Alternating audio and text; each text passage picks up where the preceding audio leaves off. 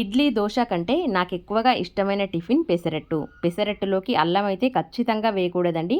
అల్లం వేస్తే అస్సలు బాగోదన్నమాట.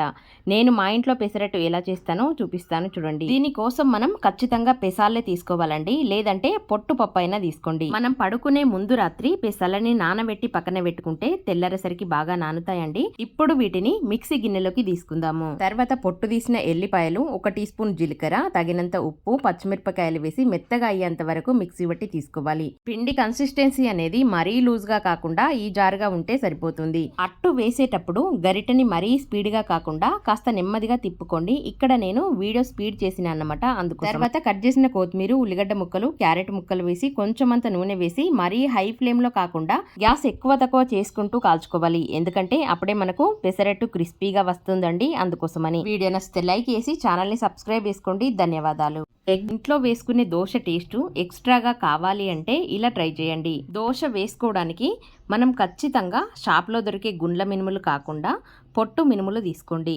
పొట్టు మినుములతో దోశ చాలా బాగుంటుందండి. కొంతమంది దీంట్లో అటుకులు, చక్కెర వేస్తారండి, వాటితో అవసరం లేదు. ఒకవేళ మీకు వీలైతే గనక ముడి బియ్యం తీసుకోండి. ముడి బియ్యం వేయడం వల్ల దోశ క్రిస్పీగా వస్తుందండి, అందుకోసమని. మనం మినుములు తీసుకున్న కప్పుతోని సరి సమానంగా బియ్యం ఇంకా తీసుకోవాలి. బియ్యం ఎక్కువగా, మినుములు తక్కువగా ఉండకూడదండి.